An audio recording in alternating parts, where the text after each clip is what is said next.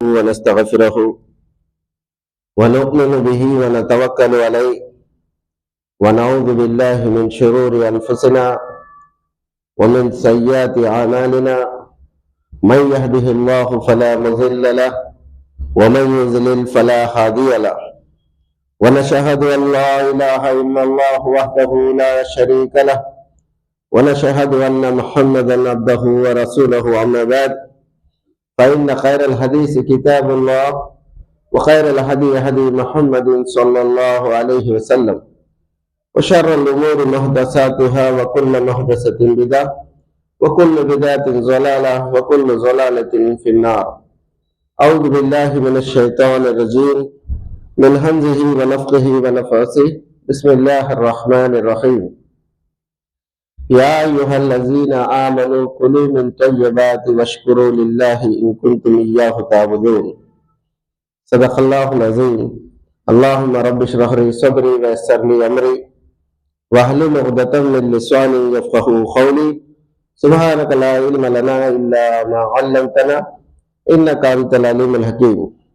గౌరవనీయులైన పెద్దలు, నా శ్రేయాభిలాషులారా, సోదరిమణులారా, సర్వసూత్రములు, సర్వ గొప్పలు, సర్వ పొగడతలు ఆ నిఖిల జగతి పరిపోషకుడైన అల్లాహ్ కొరకే. ఆయన తప్ప ఆరాధనకు అర్హుడు లేనే లేడు. కారుణ్యమూర్తి హజరత్ ముహమ్మద్ రసూలుల్లాహ్ సల్లల్లాహు అలైహి వసల్లం గారిపై అల్లాహ్ కరుణ, కృప, శాంతి అమితంగా వెదజల్లుగాక. ఆమీన్. అల్లాహుమ్మ సల్లి అలా ముహమ్మద్ వ అలా ఆలి ముహమ్మద్ కమా సల్లైత అలా ఇబ్రాహీం వ అలా ఆలి ఇబ్రాహీం ఇన్నక హమీదుమ్ మజీద్. అల్లాహుమ్మ బారిక్ అలా ముహమ్మద్ వ అలా ఆలి ముహమ్మద్ కమా బారక్త అలా ఇబ్రాహీం వ అలా ఆలి ఇబ్రాహీం ఇన్నక హమీదుమ్ మజీద్. సోదరులారా, సహోదరిమణులారా, రంజాన్ మాసం పర్వదినాల్లో మనం ప్రయాణం చేస్తున్నాం. అయితే మన జీవితంలో ఇటువంటి రంజాన్లు చాలా వచ్చినాయి, వెళ్ళిపోయినాయి కూడా. కానీ మన జీవితాల్లో మార్పులు రావట్లేదు. నమాజులు వెళ్ళేవాళ్ళు నమాజులు వదులుతున్నారు. మరి ఇచ్చా మార్గాన్ని నడిచేవాళ్ళు ఆ మార్గాన్ని వదలకుండా అదే తీరున తన జీవితాన్ని కొనసాగిస్తున్నారు. రంజాన్ ఏదైతే మానవుడికి మేలు తీసుకొచ్చిందో ఆ మేలు తాత్కాలిక దినాల్లో కూడా వాళ్ళ జీవితాల్లో కనబడటం లేదు. కారణం ఏమిటంటే, అల్లాహ్ సుబ్హానహు వ తఆలా ఇచ్చిన నియమావళిని మానవుడు జవదాటడం వల్ల మానవుల్లో అల్లాహ్ సుబ్హానహు వ తఆలా ఇచ్చిన ఈ అనుగ్రహమైన నెల ప్రభావం వాళ్ళ జీవితాల్లో చూపించదు. అల్లాహ్ సుబ్హానహు వ తఆలా మానవుల్లో, ముఖ్యంగా ముస్లిం సమాజానికి ఎన్నో హితులు ఖురాన్ గ్రంథంలో చేశాడు. సూరతుల్ బఖరా వ్యాఖ్య 172లో అల్లాహ్ సుబ్హానహు వ తఆలా అంటున్నాడు, యా అయ్యుహల్లజీన ఆమను, ఓ విశ్వసించిన ప్రజలారా, విశ్వాసం ఎవరికైతే ఉందో, నమ్మకం ఎవరికైతే ఉందో, అల్లాహ్ ఒక్కడే అని ఎవరైతే కళాకంఠంగా చెప్తున్నారో వాళ్ళు వినండి. నేను మీకు తాకీదు చేస్తున్నాను, మీకు మేము తరపీదు ఇస్తున్నాం. ఒకటి అదేంటంటే, కులు మిన్ తయ్యిబాత్, పవిత్రమైన ఆహారాన్ని, పవిత్రమైన ధనాన్ని, పవిత్రమైన జీవితాన్ని మీరు అలవరుచుకోండి. పవిత్రమైన ధనాన్ని తినండి. వష్కురు లిల్లాహ్, ఆ తర్వాత అల్లాహ్ ఆరాధన చేయండి, కృతజ్ఞతలు తెలపండి. ఇన్ కుంతుమ్ ఇయ్యాహు తాబుదూన్, ఒకవేళ మీరు ఆరాధన చేసే స్వభావం గల వారైతే, ఆరాధన పరులైతే ముందు ఈ కార్యం చేయండి. అల్లాహ్ సుబ్హానహు వ తఆలా ఈ వ్యాఖ్యంలో ముందు ఆరాధన చేయండి అని చెప్పలేదు, ముందు ధర్మసమ్మతమైన ధనాన్ని తినండి.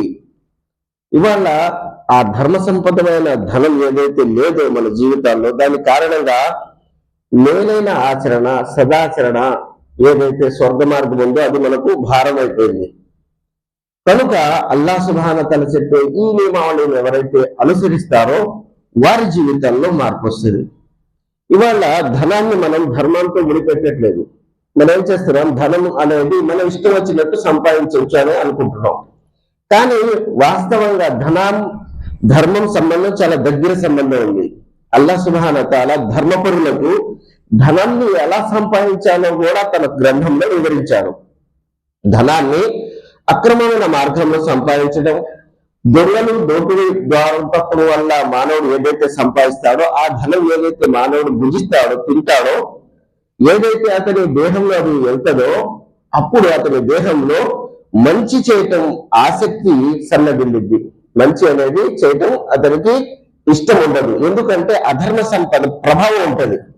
చెడిపోయిన అన్నం ఎవరైతే తింటే వాళ్ళకి అనారోగ్యం ఎలా వస్తుందో, అల్లా వద్దన్న ధర్మాన్ని ఎవరైతే తింటారో మరి దాన్ని వినియోగిస్తారో అల్లా సుబ్హానహు వ తఆలా వారికి ముందు ఇహలోకంలో ఇచ్చే శిక్ష ఏంటంటే వాళ్లకు పవిత్రమైన ధర్మం ఇస్లాం మీద నడవటం అనేది వాళ్ళకి భారంగా చేసేస్తారు. అల్లా సుబ్హానహు వ తఆలా మనం వజూ చేసిన తర్వాత ఏదైతే దువా చేస్తామో, అల్లాహుమ్మా జనిబ్ మినత్ తవ్వాబీన వజనిబ్ మినల్ ముతతాహిరీన్, అల్లా సుబ్హానహు వ తఆలా పశ్చాత్తాపపడే వారిని స్వీకరిస్తాడు, పవిత్రంగా ఉండే వాళ్ళని స్వీకరిస్తారు. పవిత్రత అనేది ధనం వల్ల మానవుడు అలవరించకపోతే, అలవాటు చేసుకోకపోతే అల్లా సుబ్హానహు వ తఆలా అతన్ని ప్రేమించడు. ఇవాళ మనం ఇష్టం వచ్చినట్టు ఈ ధనాన్ని మనం సంపాదిస్తున్నాం. ధనం అనేది ఇహలోక జీవితంలో లక్ష్యం కాదు, అవసరం. ఇది మానవుడి జీవితానికి ధనం అవసరం, కానీ లక్ష్యం ఏంటి? పరలోకం లక్ష్యం. ఎప్పుడైతే మానవుడు ధనాన్నే లక్ష్యంగా చేసుకుంటాడో అప్పుడు అతని జీవితంలో అల్లా సుబ్హానహు వ తఆలా మార్గం మీద నడవడం భారంగా అయిపోతుంది. అందుకోసం అల్లా సుబ్హానహు వ తఆలా ఇహలోకం గురించి అల్లాహ్ అంటున్నాడు, ఫామ్మల్ ఇన్సాను ఇజా మబతలాహు రబ్బుహు ఫఅక్రమహు ఫనఅమహు ఫయఖూలు రబ్బీ అక్రమాన్ వఅమ్మా ఇజా మబతలాహు ఫఖదర అలైహి రిజ్ఖహు ఫయఖూలు రబ్బీ అహానాన్. అల్లా సుబ్హానహు వ తఆలా అంటున్నాడు, మేము మానవుడికి ధనం ఇచ్చి గౌరవం ఇచ్చి పరీక్షకు గురి చేస్తే అతను ఏమంటాడంటే నా దైవం నన్ను గౌరవవంతుడిగా చేశాడు అంటున్నాడు. మేము మా వరాలను వెదజల్లి వాళ్ళకి ధనాన్ని మనం ప్రసాదిస్తే ఏమంటాడు, నాకు ఉన్నతుడిగా చేశాడు అంటాడు. ఫఖదర అలైహి రిజ్ఖహు, ఎప్పుడైతే ధనాన్ని మనం కాస్త క్షీణింపజేసి తరుగు పెట్టి దాన్ని కాస్త బలహీనత పరిస్తే అప్పుడు అంటాడు అల్లాహ్ సుబ్హానహు వ తఆలా నాకు అవమానపరిచాడు అంటాడు. అల్లాహ్ సుబ్హానహు వ తఆలా అంటున్నాడు, మానవుడా ధనం ఇవ్వటం కూడా ఒక పరీక్ష. ఎట్లా ఇష్టమని చేస్తావని, ఎట్లా వినియోగిస్తావని. మరి ధనం ఇవ్వకపోవటం కూడా ఒక పరీక్ష, ఎలా సహనం వహిస్తావని. ఈ రెండు పరీక్ష జీవితంలో మానవుడు ఉన్నాడు. అయితే ధనాన్ని మానవుడు ఎప్పుడైతే కాంక్షిస్తాడో, అధికంగా కోరుకుంటాడో అప్పుడు హద్దులను జవదాటి ఉంటాడు. అందుకోసం ఖురాన్ గ్రంథంలో ఈ విషయం చెప్పడం జరిగింది, కులు మిన్ తయ్యిబాత్, పవిత్రమైన ఆహారాన్ని తినండి. పవిత్రమైన ఆహారం. అల్లాహ్ సుబ్హానహు వ తఆలా సంపద గురించి ఖురాన్ లో చాలా వ్యాఖ్యలు వివరించాడు. ఖురాన్ లో అల్లాహ్ సుబ్హానహు వ తఆలా అంటాడు, అల్లజీన యకులూన రిబా లా యఖూమున ఇల్లా కమా యఖూము అల్లజీ యతఖబ్బతుహు షైతాను మినల్ మస్. ఎవరైతే వడ్డీ సంపద తింటారో, ఇహలోకంలో వడ్డీ సంపదను తింటారో అల్లాహ్ సుబ్హానహు వ తఆలా అంటాడు, ప్రళయ దినాన వారు ఏ స్థితిలో గ్రహిస్తారంటే ఒక శైతాన్ మానవుడికి కబలించి పిచ్చోళ్ళు చేసేస్తే ఆ వ్యక్తి ఎలా లభిస్తాడో ఆ ప్రకారంగా పరలోక జీవితంలో అతను లభిస్తాడు. యతఖబ్బతుహు షైతాను మినల్ మస్. ఇక్కడ అల్లాహ్ సుబ్హానహు వ తఆలా వడ్డీ సొమ్ములను శైతాన్ని ఇద్దరిని ఒకే వ్యాఖ్యలో వివరించాడు. అంటే ఏమైందంటే ఎవరైతే అధర్మ సంపద తింటా ఉంటారో వారి జీవితాల్లో శైతాన్ ప్రభావం ఎక్కువగా ఉంటది. ఆ శైతాన్ అతని దేహం మీద కూడా అది సవారీ అవ్వచ్చు, అది దాన్ని కేంద్రీకృతం చేసుకోవచ్చు, లేక వారి జీవితంలో శైతాన్ ప్రభావం ఎక్కువ ఉండొచ్చు. అల్లామా ఇబ్న్ తైమియా రహ్మతుల్లాహి అలైహి వారు అంటున్నారు, ఒక వ్యక్తి రోడ్డు పక్కన కూర్చుని ఉన్నాడండి. అయితే ఆయన దగ్గర పిచ్చోళ్ళలాగా ఉన్నాడు. కుక్క వస్తుంది, దాన్ని తరిమి కొడుతున్నాడు, వెళ్ళిపోతుంది. కానీ మరో వ్యక్తి కూర్చుని ఉన్నాడు, అతని చేతిలో మాంసం ముద్ద ఉన్నది. కుక్క వస్తే తరిమినా వెళ్ళట్లేదు. కారణం ఏంటంటే కుక్కకు సంబంధించిన వస్తువు ఆ వ్యక్తి దగ్గర ఉంది. ఎప్పుడు దాకా అయితే కుక్కకు సంబంధించిన వస్తువు ఆ వ్యక్తి దగ్గర ఉంటుందో అప్పుడు దాకా అది ఎంత తరిమినా సరే వెళ్ళదు. అదే విధంగా శైతాన్కి సంబంధించిన వస్తువు ఒక విశ్వాసి దగ్గర ఉంటే అది ఎంత తరిమినా సరే వెళ్ళదు. మొత్తం ఖురాన్ చదవండి, ఏం తేడా రాదు. కారణం ఏంటంటే శైతాన్కి సంబంధించిన వస్తువు మానవుడి దగ్గర ఉండకూడదు. అందుకోసం అల్లాహ్ అంటాడు, యతఖబ్బతుహు షైతాను మినల్ మస్ ذلك بأنهم قالوا إنما البيع مثل الربا. వడ్డీ తినేవారు అంటారు, అల్లాహ్ అంటున్నాడు, వాళ్ళు ఏమంటారు అల్లాహ్కి తెలుసు కదా. అల్లాహ్ అంటున్నాడు ఖురాన్ గ్రంథంలో, వాళ్ళు అంటారు వడ్డీ కూడా వ్యాపారం కూడా రెండు ఒకటే కదా అంటారు. వడ్డీ కూడా వ్యాపారం కూడా ఒకటే కదా అంటారు. వాళ్ళు అంటారు, అల్లాహ్ సుబ్హానహు వ తఆలా అంటున్నాడు, వఅహల్లల్లాహుల్ బై వహర్రమ రిబా వడ్డీని మేము అధర్మం చేశాము, వ్యాపారాన్ని ధర్మసమ్మతం చేశాము. చాలా తేడా ఉంది. ఒకటి ఎలాగా ఉంటుంది, వడ్డీ ఇచ్చిన వాడు ఇంట్లో ప్రశాంతంగా ఉంటాడు, ధనం పెట్టి వ్యాపారం చేసేవాడు పరుగులు తీస్తాడు, అరే నష్టం రాకుండా ఉండాలి అని. దానికి దీనికి చాలా తేడా ఉంది. వడ్డీ ఇచ్చేవాడు హృదయంలో కనికర భావం ఉండదు, వ్యాపారం చేసేవాడు కనికరించి ఎదుటి వ్యక్తి ఇవ్వడానికి సిద్ధపడతాడు. ఒక వ్యక్తికి అమాంతంగా ఇక్కడ నుంచి చెయ్యి వాపు వచ్చింది అనుకోండి, దాన్ని వ్యాధి అంటారా, లేకపోతే ఇక్కడ నుంచి లావు అవుతున్నాడు అంటారా? వ్యాధి అంటారు. వ్యాధి అనేది ఒక ప్రదేశం నుంచి లావు అవుతుంది. అలాగే అల్లాహ్ సుబ్హానహు వ తఆలా అంటాడు, అమాంతంగా పెరిగి ధనం మానవుడికి నష్టం చేస్తుంది. ఎందుకంటే సమాజంలో అందరితో ప్రేమభావంగా ఉండాలి. వహలల్లాహుల్ బై వహర్రమర్ రిబా, అల్లాహ్ ధర్మసమ్మతం చేశాడు. మీరు అల్లాహ్ని విశ్వసిస్తున్నారా? మరి అల్లాహ్ ధర్మసమ్మతం చేసిన దాన్ని మీరు చెయ్యండి, అధర్మం చేసిన దానికి వెళ్ళకండి.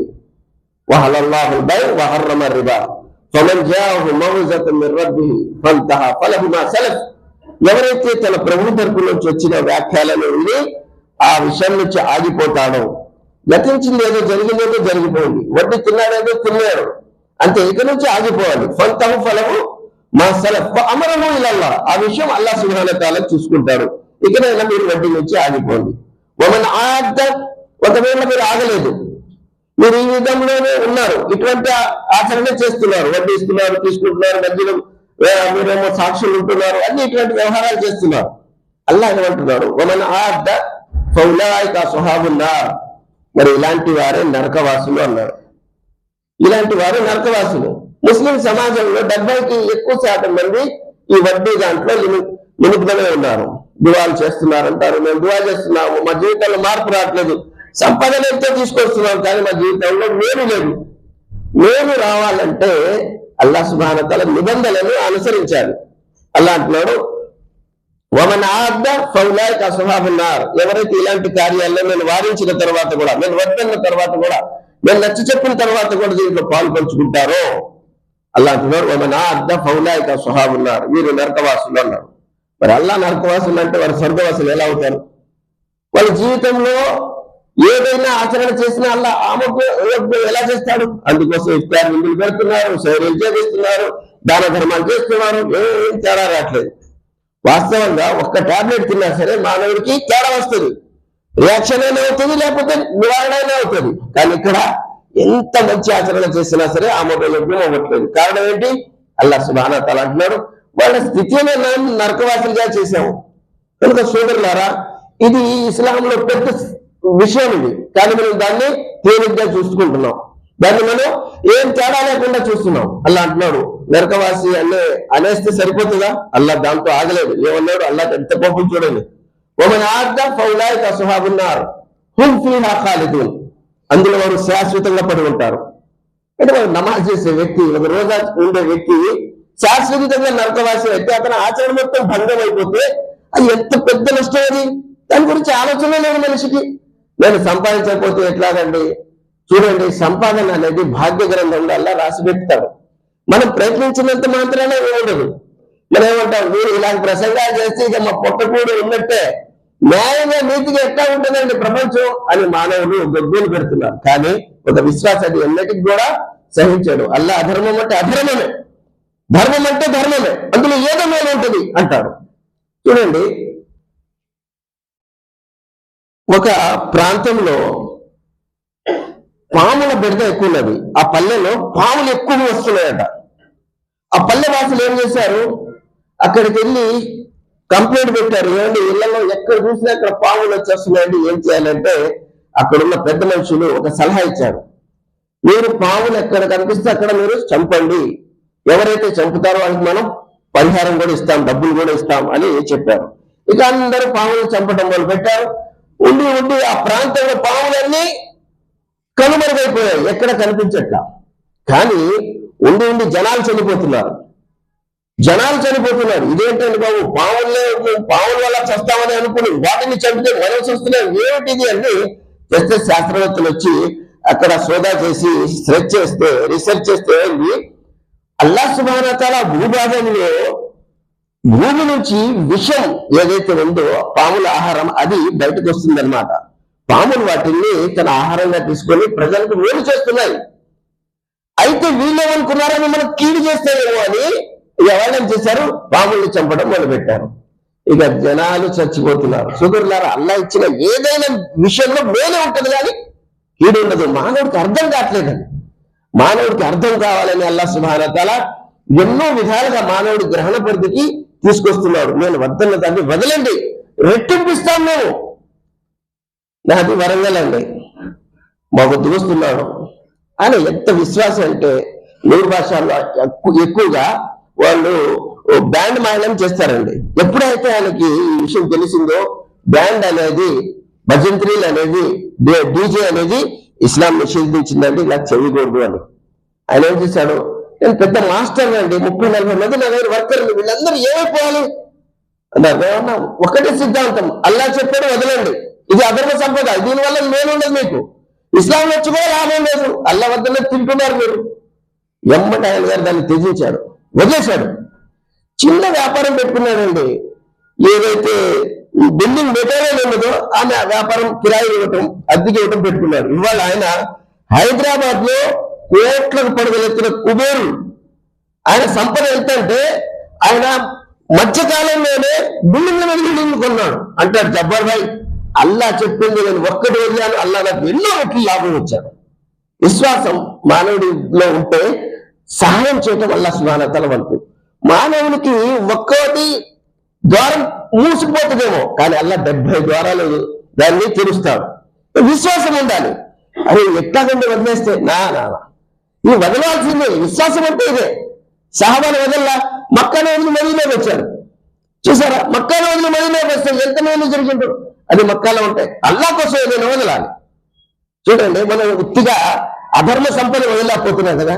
అల్లాహ్ సుబ్హానహు వ తఆలా అంటున్నాడు మూసా అలైహిస్సలాం వారి తల్లిని, వహైనా ఇలా ఉమ్మి మూసా, మేము మూసా అలైహిస్సలాం తల్లిని ఆజ్ఞాపించాము, వహీ ఇచ్చాము, సందేశం ఇచ్చాము, మీ పిల్లోడిని ఫిరౌన్ వచ్చి చంపుతున్నాడు, భయం ఉంది కదా మీకు, పాలు పట్టండి, సముద్రంలో ఒక పెట్టెలో పెట్టి వదలండి.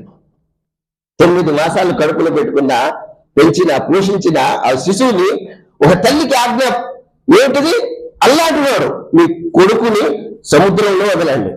ఎవడ అల్లాహ్ సుబ్హానహు వ తఆలా ఇచ్చిన ఆజ్ఞకి ఆ అమ్మ ఏం చేసిందో తెలుసా, ఆ కొడుకుని పెట్టెలో పెట్టి వదలటానికి సిద్ధమైపోయింది. కానీ తల్లి మనసు కదా ఉడిగిపచ్చింది. అల్లాహ్ తన్నది, అల్లా ముంచే సముద్రం నా పిల్లల్ని ఎలా రక్షిస్తుంది అల్లా అంటున్నాడు, వదలటం నీ వంతు, ముంచే సముద్రాన్ని ఉయ్యాలగా చేయటం నా వంతు అన్నాడు. వదిలి చూడదు ఏం జరుగుతుందో చూడండి. ఒక తల్లి 9 మాసాలు మోసి కన్న బిడ్డను అల్లా వదలమంటే వదిలేసింది.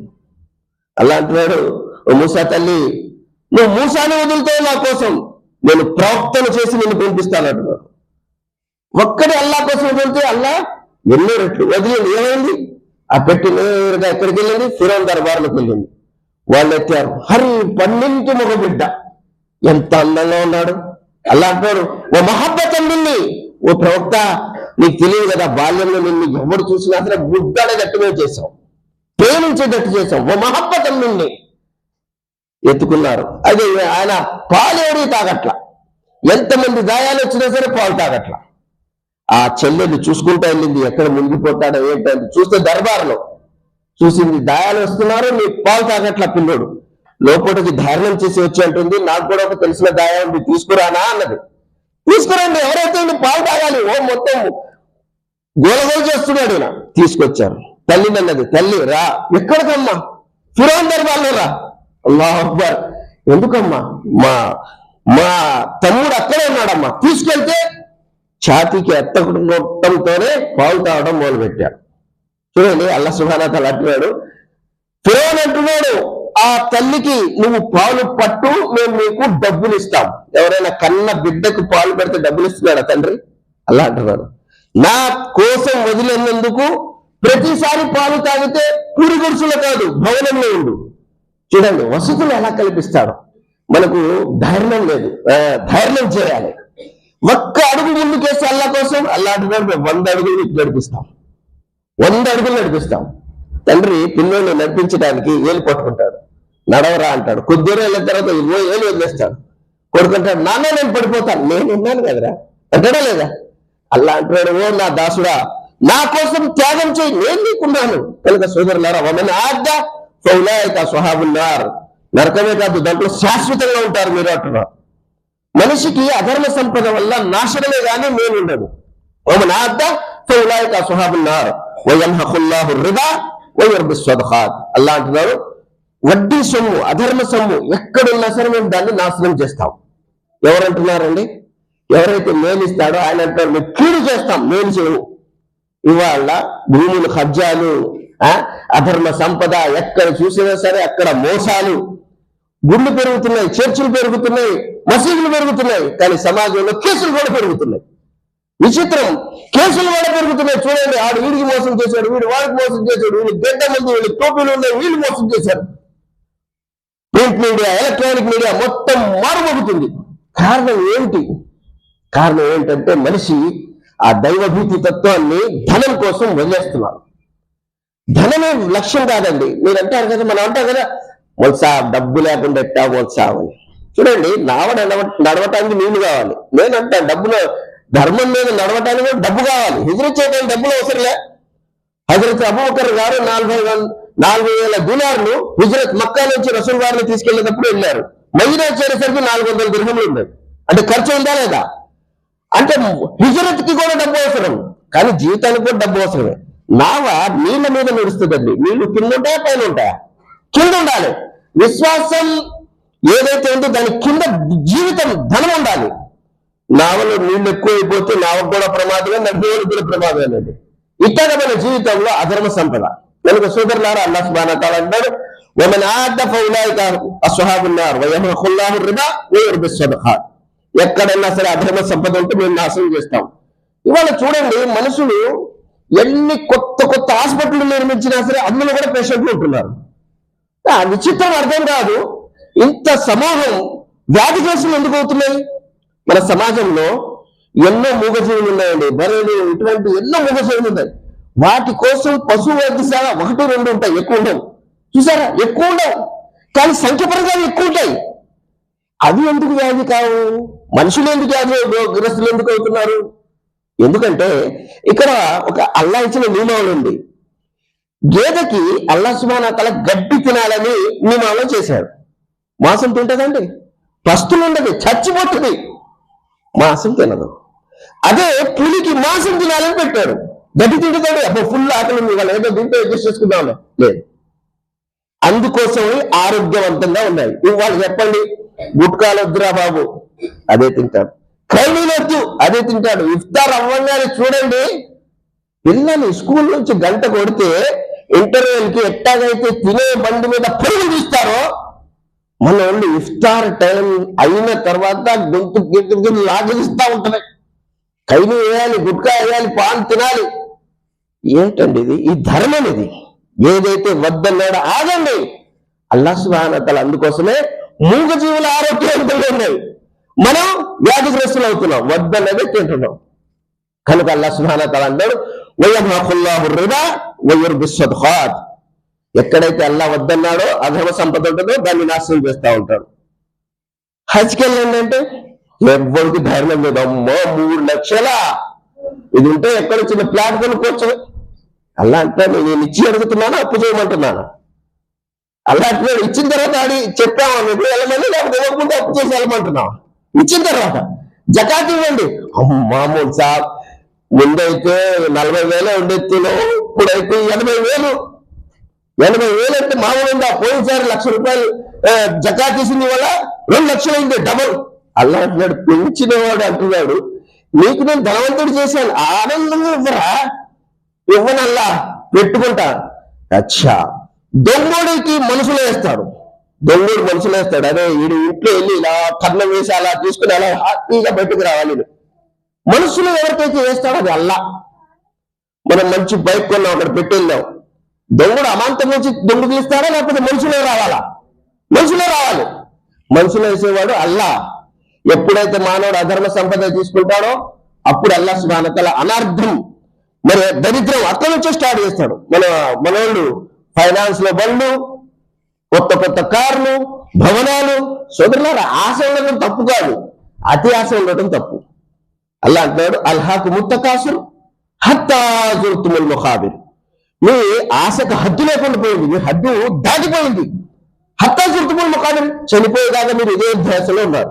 కనుక సోదరులారా, ధనం మానవుడి లక్ష్యం కాదు. ఇవాళ సస్తే రేపు ఈ ధనం మొత్తం ఇతరుల పాలైపోతుంది. ధనం అనేది మన సొంతం కాదు.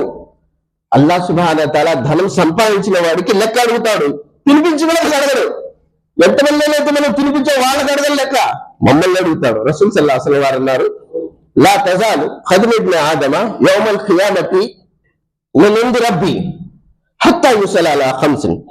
ప్రళయ దినాన ఆదం పుత్రుడు, ఆడోళ్ళు కానీ మగోళ్ళు కానీ, స్త్రీలు అనుకుంటారా మాకేం చెప్పట్లేదు తెలుసా, అంతా మగోళ్ళకే, అలాగే బాధ్యత మనదేం లేదు. అట్లా కాదండి.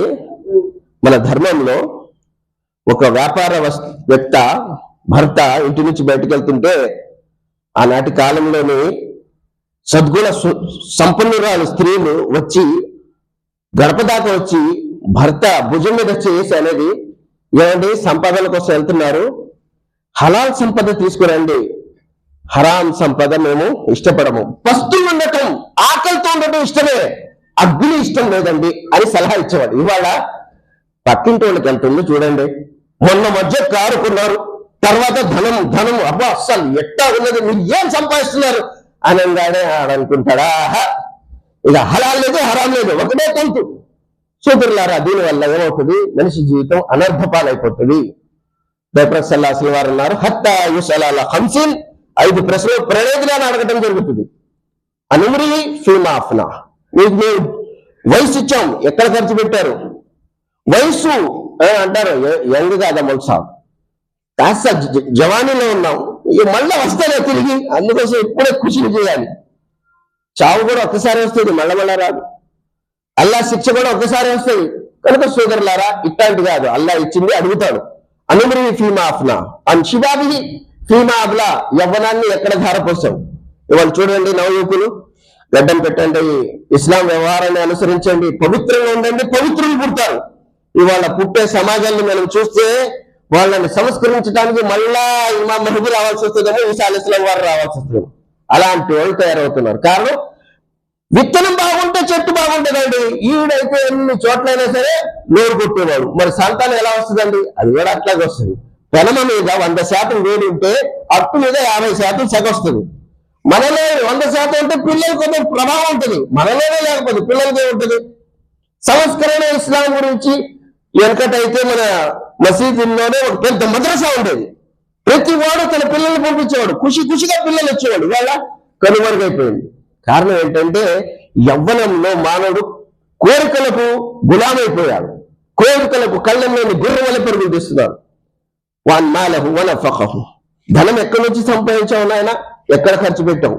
పెళ్లిల్లో 3 లక్షలు 10 లక్షలు ఖర్చు పెట్టడంలో మనుషులు ఏమాత్రం బాధ ఉండదు. హజ్కి వెళ్ళాలి, ఉమ్రాకి వెళ్ళాలి, జకాత్ ఇవ్వాలంటే ఈ గుండె గొంతుకు అంటుకున్నంత ప్రమాదంగా ఉంటుంది ఆడికి. కారణం ఏంటంటే, అల్లాహ్ సుబ్హానహు వ తఆలా అతనికి ఎప్పుడైతే హలాల్ మార్గంలో సంపాదించడానికి సిద్ధంగా ఉండడో అప్పుడు హరాం మార్గంలోకి తీసుకెళ్ళిపోతాడు. ఇలాగే ఒక వ్యక్తి ప్రసంగం చేస్తున్నారు, అయ్యా మంచిగా చెప్పండి ఇలా అంటే ఒక పిసినారికి గుండెల్లో భావన వచ్చింది, ఎట్టాగానే ఎంతో అంత ఇవ్వాలి అల్ల మార్గంలో అని. నమాజ్ ఏంటి, చందా డబ్బాలు వస్తా ఉంటాయండి, చందా డబ్బాలు రాగానే జేబులో వేసాడు, కిలికి 10 రూపాయలు కట్టేసి అందులో వేసాడు. డబ్బా అటు వెళ్ళిపోయింది, కొద్దిగా దూరం వెళ్ళిందో లేదో వెనక వీక్ పెట్టాడు. వెనుక తిరిగి చూస్తే ఆయన 2000 అప్పుడు మారలేదు, కలకలమంటుంది, ఆ నోటు ఇచ్చాడు. డబ్బాను వెనక్కి తేండి అన్నాడు, తీసుకొచ్చిన తర్వాత ఆ నోటు వేశాడు. మనసులో అనుకున్నాడు, 10 రూపాయలు ఇవ్వటానికి నేను ఇంత అనుకున్నాను, 2000 ఇచ్చాడు, ఆ మానవుడి ముఖం చూడాలనిపిస్తుంది అని తిరిగి చూశాడు. ఆయన అన్నాడు, మీ డబ్బులేనండి, కింద పడ్డం నేను ఇచ్చానన్నాడు. మీ డబ్బులేవి, కింద పడ్డం నేను ఇచ్చానన్నాడు. మనసులో లేదు, కానీ అల్లాహ్ సుబ్హానహు వ తఆలా ఆడి చేతితోనే ఇస్తాడు. డాక్టర్ ఎంత ఫీజురా, 10 లక్షలు అయ్యేది 7 లక్షలు వేసానండి. థ్యాంక్స్ డాక్టర్ గారు, 7 లక్షలు సంతోషం ఇస్తాడు. సంతోషంగా ఇవ్వండి, హజ్కి వెళ్ళండి, ఉమ్రాకి వెళ్ళండి, జకాత్ ఇవ్వండి, దాన ధర్మాలు చేయండి, ఫిత్రాలు చెల్లించండి, దాని లేదు. అల్లాహ్ సుబ్హానహు వ తఆలా ఇవి తప్పకుండా అడుగుతారు. కనుక సోదరులారా, చెప్పుకుంటా పోతే జీవితంలో చాలా వింటున్నాం, ఏ మాత్రం తేడా లేదు. ఆరాధన స్వీకరించబడటానికి ప్రథమం హలాల్ సంపద తినాలి. కొద్దిగైనా సరే. ధరల మీద బంగారం ఎక్కువ ఉందా, ఇత్తడి ఎక్కువ ఉందండి? బంగారం తక్కువ, ఇత్తడి ఎక్కువ. ఆ విలువ దేనికైతే ఎక్కువ ఉంటుందో అది తక్కువ ఉంటుంది. వజ్రం ఎక్కువ ఉన్నాయా, గురకరాళ్ళు ఎక్కువ ఉన్నాయా? వజ్రాలు తక్కువ, గురకరాళ్ళు ఎక్కువ. కారణం ఎందులో అయితే విలువ ఉంటుందో అది తక్కువే ఉంటది. ఆ తక్కువలోనే అల్లాహ్ సుబ్హానహు వ తఆలా మేలిస్తాడు. గొర్రెలు, మేకలు మనం చూసామండి, సంవత్సరానికి 1-2 పిల్లలు ఇస్తాయి. మొత్తం తింటున్నారు, జనాలు మొత్తం తింటున్నారు, హిందువులు ముస్లింలు అందరు తింటున్నారు. ఎక్కడైనా మేకల కొరత ఏర్పడిందా? అబ్బా తినేశారా వీళ్ళు, రంజాన్ వచ్చింది మొత్తం తినేశారు సైడ్ ఇఫ్తార్లో. లేదు, తండోపతండాలుగా చూస్తూనే ఉంటాం. కుక్కలు, శునకాలు సంవత్సరానికి 20-30 పిల్లలు జనిస్తాయండి అవి. కానీ ఎవరైనా తింటారా? ఎక్కడైనా చూసారా మేకల మందలాగా? అల్లాహ్ సుబ్హానహు వ తఆలా అందులో మేలు ఇవ్వలేదు. ఎవరు వినియోగించకపోయినా కనబడవు. అల్లాహ్ అందులో తక్కువ జననం మేలిచ్చాడు, అందరు తింటున్నారు, అయినా సరే అది అభివృద్ధి చెందుతానే ఉంటది. మేలు అంటే ఈ విధంగా ఉంటది. మానవుడికి అర్థం కావాలని అల్లాహ్ ఇటువంటి పశుపశాలను మన ముందు పెట్టాడు. చూడండి, ఇందులో ఎక్కువ ఉంటుంది. ఊరు బయట ఒక చచ్చిన బర్రె ఉందనుకోండి, ఒక్క కుక్క ఎన్ని తింటుంది, ఇంకో కుక్క సహిస్తుందా? సహించదు. వాస్తవానికి ఎంత తింటుందంటే కిలో, 2 కిలోలు, 3 కిలోలు. ఇంకో కుక్క సహించదు. అదే మేకలు చూడండి, కొద్దిగా గడ్డి ఉంటే ఇంకోటి వస్తే చలో ఇద్దరు షేర్, ఇద్దరు కలిసి తిన్నారు. స్వభావం అండి ఇది. స్వభావం మారాలి, మేలు వస్తుంది. స్వభావం మారకపోతే రంజాన్ ఎన్ని వచ్చినా తేడానే ఉండదు. కనుక సోదరులారా, ఇంకో చూడండి, జీవరాశుల్లో రాత్రి అన్ని పడుకుంటాయి, కుక్క మాత్రం మేలుకొని ఉంటుంది. దాని గుణం అది. తెల్లవారుజామున పడుకుంటది, ఫజర్కి ముందు పడుకుంటది, దాని రాత్రల్లా జాగ్రత్త చేస్తా ఉంటది. ఈ భావన మానవుడికి వద్దని అలా ఇటువంటి జాతులను సృష్టించి దాంట్లో మేలు లేదంటున్నాడు. అల్లాహ్ నేను దుఆ చేస్తున్నాను, అల్లాహ్ సుబ్హానహు వ తఆలా ఏదైతే జీవితాన్ని మనకి ఇచ్చాడో ఆ జీవితంలో హలాల్ సంపద సంపాదించి అల్లాహ్ చెప్పిన నీతి రీతికి కట్టుబడి అల్లాహ్ సుబ్హానహు వ తఆలా సిద్ధాంతంపై ప్రయాణించే మహాభాగ్యం ప్రసాదించుగాక. అల్లాహ్ సుబ్హానహు వ తఆలా ఈ రంజాన్ మేలుదాయకంగా మరి మన జీవితాల్లో ఎంతో ఆనందదాయకంగా చేయుగాక. మరి అల్లాహ్ సుబ్హానహు వ తఆలా మన సంపద ఏదైతే ఉందో అది నీవు చెప్పిన నీతి రీతికి ఖర్చు పెట్టి అల్లాహ్ సుబ్హానహు వ తఆలా ప్రీతి పాత్రులై అల్లాహ్ దగ్గర ఉన్న స్వర్గాన్ని సొంతం చేసుకునే మహాభాగ్యం అల్లాహ్ మనందరికీ ప్రసాదించుగాక.